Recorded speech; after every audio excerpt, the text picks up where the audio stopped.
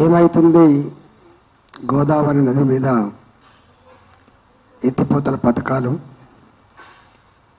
ఎర్లీనో కరువుతోటి అల్లాడిపోతున్నటువంటి ఉత్తర తెలంగాణ రైతాంగానికి ఏ భరోసా రాబోతుంది అని చెప్పి ఉత్కంఠగా ఎదురుచూస్తున్న సందర్భంలో అనేక రకాల పార్టీల మధ్య వాదోపవాదాలు, ఇంజనీర్ల యొక్క సూచనలు, సలహాలు, మేధావుల యొక్క సలహాలు, సూచనలు, ఇవన్నిటి మధ్య మరొక ప్రయత్నం శివారెడ్డి గారు ఈరోజు రిటైర్డ్ ఇంజనీర్లతో కావచ్చు, మేధావులతో కావచ్చు, అన్ని పార్టీల నాయకులతో ఒక అభిప్రాయాన్ని ప్రజలకు పంపాలన్నటువంటి కృషికి వారికి అభినందన తెలియజేస్తా ఉన్నాం. ఇప్పుడున్న ఈ పరిస్థితిలో ఇది అత్యంత ఆవశ్యకమైనటువంటి విషయం. జనరల్గా నేను కరీంనగర్ జిల్లా వాసిని. నేను 23 సంవత్సరాలు హుజరాబాద్ నియోజకవర్గంతో కరీంనగర్ జిల్లాతో అవినాభావ సంబంధం ఉన్నవాడిని. నేను ఈ ప్రాజెక్టులన్నీ కూడా లక్ష్మీ బరాజ్ కావచ్చు, అన్నారం సుందిల్ల కావచ్చు, ఎల్లంపల్లి ప్రాజెక్టు కావచ్చు, ఆ పైన నిర్మాణం చేయబడ్డ ఎత్తిపోతల పథకాలు కావచ్చు, ఒక మిడ్మానేర్, ఒక అనంత సాగర్, ఒక రంగనాయక సాగర్, ఒక మల్లన్న సాగర్, ఒక కొండపోచమ్మ సాగర్, ఇవన్నీ నిర్మాణం అవుతున్న క్రమంలో నేను అక్కడ జిల్లా మంత్రిగా అక్కడ జిల్లాలో ప్రతినిత్యం వీటన్ని కూడా చూసేది. కొంతమంది చాలా రకాల ఆర్గ్యుమెంట్లు పెడుతున్నారు. నేను ఆ ఆర్గ్యుమెంట్ జోలికి పోలేను. కానీ ఒక 2-3 సూచనలు మాత్రం నేను చేయదలుచుకున్నా.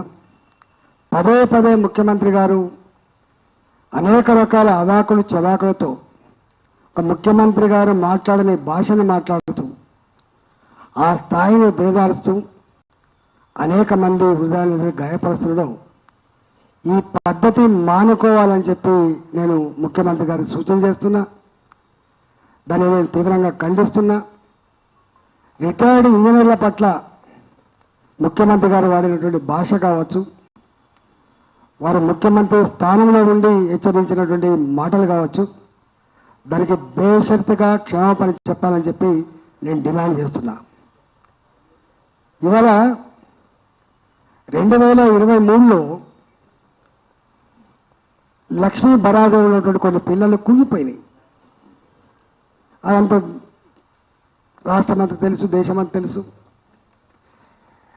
నేను అంటున్నా, ఇవాళ ఒకవేళ ఇంజనీర్లు కనుక డిజైన్లు తప్పిస్తే తప్పకుండా మీరు విచారణ చేయండి, ఇంజనీర్లను బాధ్యులు చేయండి, శిక్ష వేయండి, తప్పులేదు.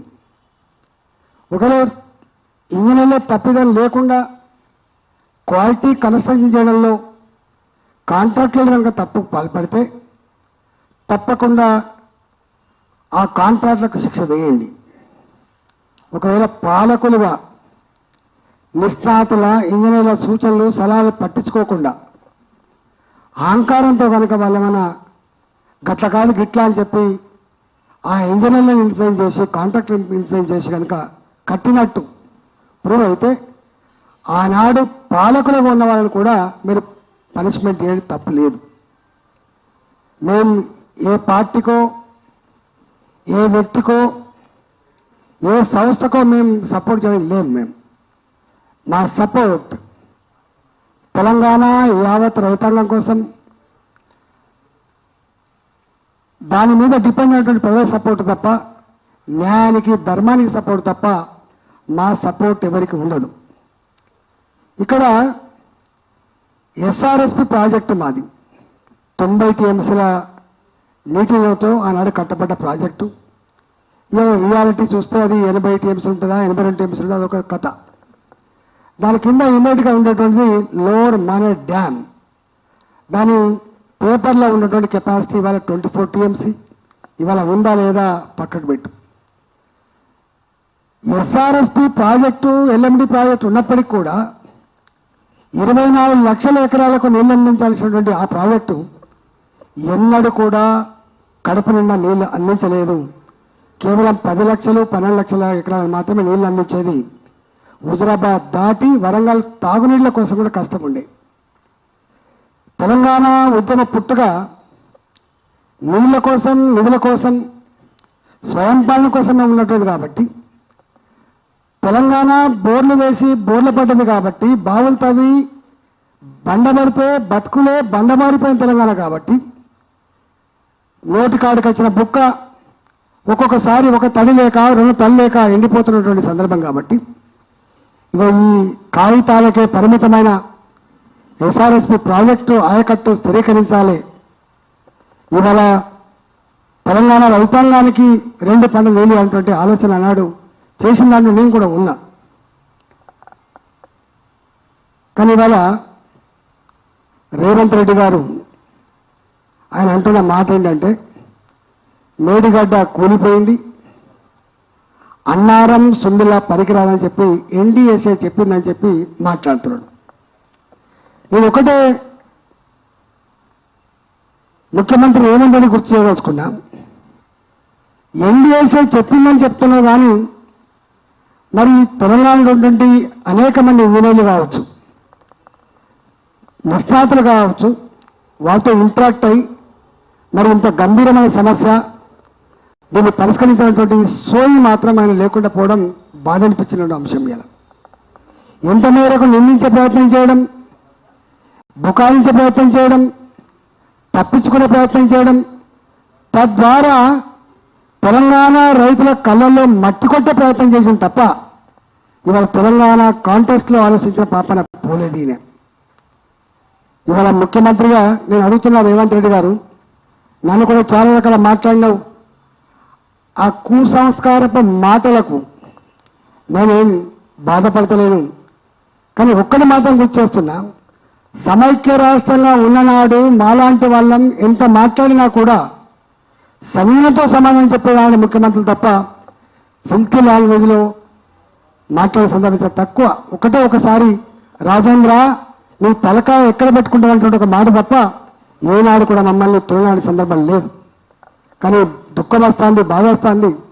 14 ఏళ్ళు కాన్స్టాంట్గా తెలంగాణ కోసం కొట్లాడి రాష్ట్రాన్ని తెచ్చుకున్న తర్వాత ఇవాళ మన రాష్ట్ర ముఖ్యమంత్రులు ఇట్లాంటి భాష మాట్లాడడం అటువంటిది యావత్ తెలంగాణ ప్రజానికాన్ని కుంగదీస్తున్నటువంటి విషయం మీరు మర్చిపోకండి. ఇవాళ ఏమనకపోవచ్చు, నీ చేతిలో అధికారం ఉందని చెప్పి ఇవాళ నీకు వ్యతిరేకంగా మాట్లాడకపోవచ్చు, నీకు వ్యతిరేకంగా యూట్యూబ్లలో చూపించకపోవచ్చు, నీకు వ్యతిరేకంగా పేపర్ రాకపోవచ్చు. కానీ దేనికి భయపడకుండా విడవకుండా సందర్భం వచ్చినప్పుడు కర్రు కాల్చి వాత పెట్టగలిగే శక్తి సత్తా తెలంగాణ ప్రజానికానికి ఉంటుంది.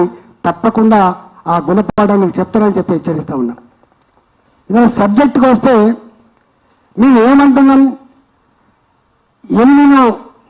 ఎల్నినో ఏదైతే వచ్చిందంటున్నారో ఇది భయంకరమైనటువంటి కరువు వచ్చేటువంటి ఆస్కారం ఉందని చెప్పి మనం మాత్రమే చెప్పట్లేదు.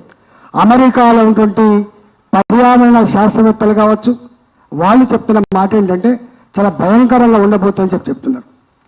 మీకు తెలుసు కదా, మీరే చెప్తున్నారు వర్షాలు పడితే బ్రహ్మాండంగా వ్యవసాయం అయితే 2,80,000 మెట్రిక్ టన్నుల 2,80,00,000 మెట్రిక్ టన్నుల ధాన్యం పడిందని చెప్తున్నారు కదా. ఇవాళ తెలంగాణలో ఎక్కడ కూడా ఇవాళ వేసిన విత్తనాలు మొలుస్తలేవు. ఒకసారి పత్తి విత్తనాలు వేసిండ్రు, పొట్టిపోయినాయి, ఎండిపోయినాయి. రెండోసారి పత్తి విత్తనాలు వేసిండ్రు, దాన్ని మొలవాలని చెప్పి కుండలతో బిందెలతో నీళ్లు పోస్తున్నారు. నేను కన్నారు పోతే నా మీద పడి మనసు చచ్చిపోతే ఎట్లా ఎడుతున్నట్టు ఏడుతున్నారు. బిడ్డ నువ్వు మాట్లాడతలేవు, నువ్వు చెప్తలేవు, నువ్వు వస్తలేవు అని చెప్పి మాట్లాడుతున్నావు. మేము అన్నదేంటి, అది చూసి ఆ మాట చెల్లించిపోయి మేము ప్రెస్ మీట్ పెట్టి ముఖ్యమంత్రి గారు అన్నాం, రాజకీయాలు పక్కకు పెట్టు రేవంత్ రెడ్డి గారు, బ్రాడ్గా ఉండాలి మీరు, ఈ రాష్ట్ర ముఖ్యమంత్రి మీరు. రేపు మంచైనా చెడైనా నేరుగా వచ్చే ఆస్కారం ఉంటుంది కాబట్టి వాళ్ళ మీద వీళ్ళ మీద నెపం పెట్టి తప్పించుకునే ప్రయత్నం చేయకు. మీరు బోర్లు నిలబెడతా అనుకున్నదేమో కొద్దిమందిని, కానీ నువ్వు బోర్లు నిలబెడుతున్నది మాత్రం తెలంగాణ రైతాంగం నిలబెడతా ఉన్నావు, రేపు హైదరాబాద్ ప్రధానికంగా నిలబెడుతున్నావు అని చెప్పి నేను మాట్లాడినా. ఇవాళ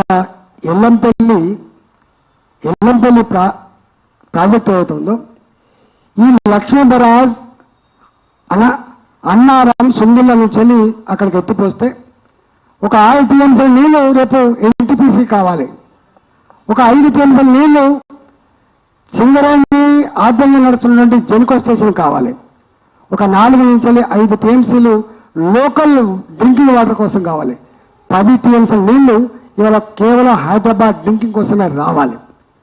మీరు ఎక్కడైతే ఎంపీగా పనిచేస్తుందో మల్కాజ్గిరిలో, నేను ఇక్కడ ఎంపీగా ఉన్నా, రోజు రోజుకు 3 రోజులకోసారి నీళ్ళు వస్తలేవు, 4 రోజులకోసారి నీళ్ళు వస్తలేవు, 5 రోజులకోసారి నీళ్ళు వస్తలేవు అని చెప్పి బోర్లు అని చెప్పి డిమాండ్ వస్తున్న విషయాన్ని ఇక్కడ ప్రత్యేక చూస్తున్నా. కాబట్టి నేను సూచన ఏం చేసిన అంటే ఈ లక్ష్మీ బరాజ్ ఇది మరమ్మతులు అయితే లేదా పక్కకు పెట్టు, కానీ కన్నపల్లి పంప్ హౌస్ దగ్గర అది లో లెవెల్లో ఉంటుంది కాబట్టి వాటర్ పోతున్నట్టుగా మనకు రికార్డులు వార్తలు వస్తూ ఉన్నాయి. కాబట్టి ఒక నిబంధన 1,00,000 కుసకుల నీళ్ళు కనుక పోతే 98-99 మీటర్లు ఎత్తుందని చెప్పి అంటున్నారు. కాబట్టి రిటైర్డ్ ఇంజనీర్లు వాళ్ళకు ఉత్తరం కూడా రాసింది. కాబట్టి మీరు దయచేసి ఎత్తిపోయండి అని చెప్పినాం.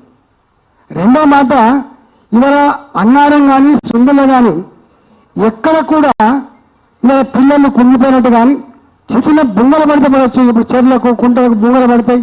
ఆ బుంగలకు అప్పుడప్పుడు ఇసుక బస్సు తీసుకుపోయి తొక్కి, లేకపోతే చెత్తను తీసుకుపోయి తొక్కి ఆ బుంగలు ఆపుకునే కల్చర్ ఉంటుంది తెలంగాణలో.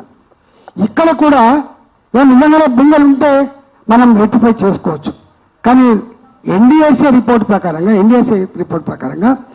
2024లో మరి కాంట్రాక్టర్తో చేయించిందా, మరి డిపార్ట్మెంట్ చేసిన కానీ గ్రౌటింగ్ కూడా చేసినట్ట.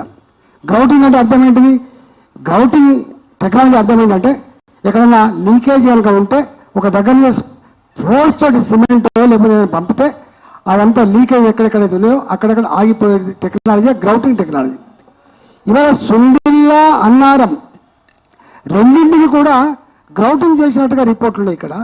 కాబట్టి ఇప్పుడు ఎన్డీఎస్ఏ ఏం చెప్పిందని పక్కన పెడితే ఇవాళ 2 ప్రాజెక్టులు గ్రౌటింగ్ చేసినవి ఉన్నాయి. కాబట్టి ఇవాళ ఇక్కడ ఎల్లీలో వల్ల మొత్తం కరువు తండనిస్తూ ఉంది. కాబట్టి ఇంత ఎమర్జెన్సీ పరిస్థితుల్లో కూడా ప్రభుత్వం వెంటనే సమీక్ష చేసుకొని ఎట్లా దీన్ని అధిగమించాలి, ఎట్లా నీళ్ళు తెచ్చుకొని ఆలోచించాలి. కానీ ఇప్పుడు ముందుగా గుడ్డిగా ఇవాళ అజ్ఞానంతో నేను చేయ నాకు ఎన్డీఎస్ఏ చెప్పాలని చెప్పే మాటలు మాట్లాడుతున్నావు. ఇవాళ నువ్వు ఎప్పుడన్నా ఎన్డీఎస్ఏ దగ్గర పోయి మరి మాకు కరువు వస్తూ ఉంది, ఎల్లినో వస్తూ ఉంది, మరి దీన్ని ఇప్పుడున్న పరిస్థితి ఎట్లా అధిగమించాలనో అడిగినావా అని చెప్పి అడుగుతాను. పాలకుడిగా ఎప్పుడు కూడా పాలకుడిగా ఎంత బాధ్యత ఉండాలంటే, నేను కూడా 25 ఏళ్ళు పనిచేసిన, ఇవాళ కేంద్రంలో ప్రధానమంత్రి గారు పనిచేస్తూ ఉన్నారు. నేను ఆరోగ్య శాఖ మంత్రిగా పనిచేసిన. నేను ఆరోగ్య శాఖ మంత్రిగా పనిచేసినప్పుడు కరోనా వచ్చినప్పుడు చైనా 30 రోజులలో 1000 పడకల ఆసుపత్రి నిర్మాణం చేసింది.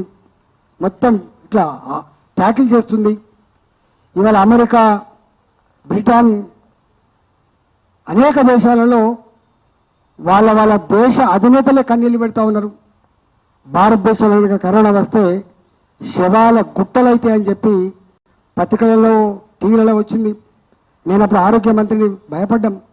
కానీ మోడీ గారు ఒక నాయకుడిగా ఆయన చేసిన గొప్ప పని ఏంటంటే, దీనికి మందు లేదు, దీనికి మాకు లేదు, ఇప్పుడున్న ఈ పరిస్థితులలో ధైర్యం చెప్పడమే మన కర్తవ్యం అని చెప్పి ధైర్యం చెప్పి మిగతా అన్ని కార్యక్రమాలు నిర్వహించి ఆయన ఒక గొప్ప పని చేసిండు.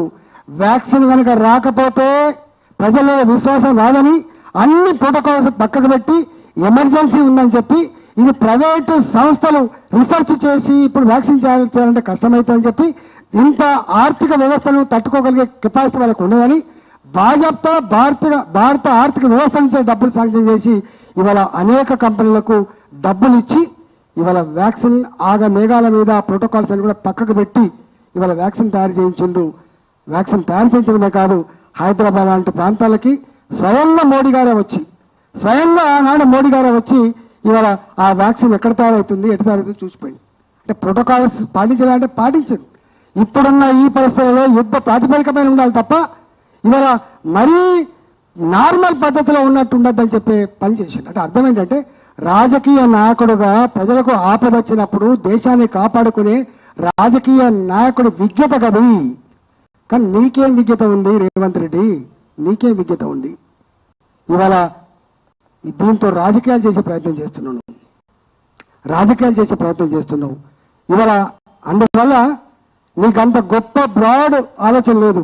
కేంద్ర ప్రభుత్వం కానీ కేంద్ర ప్రభుత్వ పరిధిలో ఉంటుంది ఎన్డీఎస్ఏ కానీ మీరు కనుక పోయి అయ్యా నా రాష్ట్రంలో ఇట్లా తీవ్రమైన పరిస్థితి ఉన్నది, నీళ్ళు కనుక ఎత్తిపోసుకోకపోతే నాకు రేపు ఎన్టీపీసీ కరెంటు బంద్ అయిపోయే ఆస్కారం ఉంది, రేపు సింగరేణి ఎలక్ట్రిసిటీ జనరేషన్ బంద్ అయిపోయే ఆస్కారం ఉంది, నా హైదరాబాద్ 140 కోట్ల జనానికి నీళ్లు లేకుండా తాగే నీళ్ళు లేకుండా ఉండే ఆస్కారం ఉంది, ఇలా 6 జిల్లాల ప్రధానికానికి తాగే నీళ్లు ఉండే ఆస్కారం లేకుండా అయిపోతుందని చెప్పి చెప్పుకునే ప్రయత్నం చేస్తే దాని నుంచి వాళ్ళు ఏమైనా ఒక రెమెడీ ఇచ్చి మీకు సపోర్ట్ చేస్తారు. కానీ నువ్వు ఆ ప్రయత్నం చేయలే. ఇవాళ పోయినావు, నేను చూసిన ఇవాళ నేను చెప్పినామన్నా దేవాదుల అక్కడ డ్యామ్ లేదు, అక్కడ బరాజు కూడా లేదు, కానీ ఒక కాలువ కొట్టి ఆ నీళ్ళు తీసుకొచ్చి మోటార్లు అక్కడ వేస్తే ఆ నీళ్లు పంప్ అవుతున్నాయి. దాదాపు 2500-2600 క్యూసెక్ల కెపాసిటీ వాళ్ళ 7 మోటార్లు అక్కడ రన్ అవుతూ ఉంటాయి. ఏంటంటే ఒకళ్ళు నిజంగానే కనుక ఈ నీళ్లు ఒకవేళ 97 మీటర్లు 96 మీటర్లు లేకపోయినప్పటికి కూడా ఒక టెన్షన్లో కొట్టి కనీసం మీటికి తీసుకొచ్చి లేదా ఒక కాపర్ డ్యామ్ మట్టిదన్నా ఇంత పోసి టెంపరీ 1 కోటి 2 కోట్ల రూపాయలు ఖర్చు పెట్టని చేసుకోవచ్చు. కానీ మీరు ఆ ప్రయత్నం చేయకపోగా ఇవాళ సలహాలు ఇస్తున్న ఇంజనీర్లని వాళ్ళకు బెల్ట్తో కొట్టాలి, వాళ్ళకి ట్రీట్మెంట్ ఇవ్వాలి, వాళ్ళ జైళ్ళలో పెట్టాలనేటువంటి మీ నీచమైన మాటలు ఇవాళ యావత్ తెలంగాణ సమాజం సిగ్గుతో తలదించుకుంటుంది. మా మీద మాట్లాడుతున్నాడు వేరు, కొమ్ము కరగదీయాలి, రక్తం చిలికి పంటలు పండిస్తా, ఇవన్నీ మాట్లాడడం వేరు. నాకు తెలిసి ఈ రాష్ట్ర చరిత్రలో ఇట్లాంటి భాష మాట్లాడిన ముఖ్యమంత్రి ఎవరు లేరు. అది నీకే దక్కుతుంది బాబు, అది నీకే దక్కుతుంది. తప్పకుండా దానికి మూల్యం చెల్లించక తప్పదు అని చెప్పి హెచ్చరిస్తా ఉన్నాం. నువ్వు బ్రహ్మాండంగా అధికారంలో ఉన్నావు కాబట్టి, ముఖ్యమంత్రి కుర్చీలో కూర్చున్నావు కాబట్టి ఇవన్నీ 100 మా గాథలు ఆహా ఓహో అంటుండొచ్చు కావచ్చు. కానీ రేపు అధికారాన్ని గుంజేస్తే, నీ అధికారంలో ఫీజును పీకేస్తే నీ బతికేందో తెలిసేట్టు ఆస్కారం ఉంటుంది. కాబట్టి నేను ఒకటే ఇవాళ మీరు ఇలా పోయింది ఎక్కడికి దేవాలయంలో పోయిండు. మీరు దేవాలయంలో పోయిన వాళ్ళు పోండి, లక్ష్మీబాయి దగ్గరికి పోయినా, అన్నారం సుందర్ దగ్గరికి పోయినా, ఎన్ని నీళ్ళు స్టాక్ ఉన్నాయో మనకు శ్రీపాద ఎల్లంపల్లిలో వెంటనే మీరు ఇలా ఎన్డీఎస్ దగ్గర పోయినట్టుగా తెలుస్తూ ఉంది. తక్షణమే రాష్ట్ర ప్రభుత్వం ఎన్డీఎస్ని కన్సల్ట్ చేయాలి, ఇక్కడ ఉన్నటువంటి పరిస్థితులు వివరించాలి, దానికి తక్షణ రెమెడీ ఏందో చేయాలి. ఇవాళ నీళ్లు లిఫ్ట్ చేయాలి, ఇవాళ తెలంగాణ రైతాంగం యొక్క పంటలు కాపాడాలి. దానికంటే ముందు తాగే నీళ్లు, దానికంటే ముందు ఇవాళ జనరేషన్ స్టేషన్లకు నీళ్లు అందించేటువంటి గ్యారంటీ చేయాలని చెప్పి నేను డిమాండ్ చేస్తున్నా. మరొకసారి ఇవాళ ఇంజనీర్ల మీద చేసిన నీ కామెంట్స్ ఏవైతున్నాయో వాపస్ తీసుకోవడమే కాదు, బేషరతుగా క్షమాపణ చెప్పాలని చెప్పి డిమాండ్ చేస్తా ఉన్నా.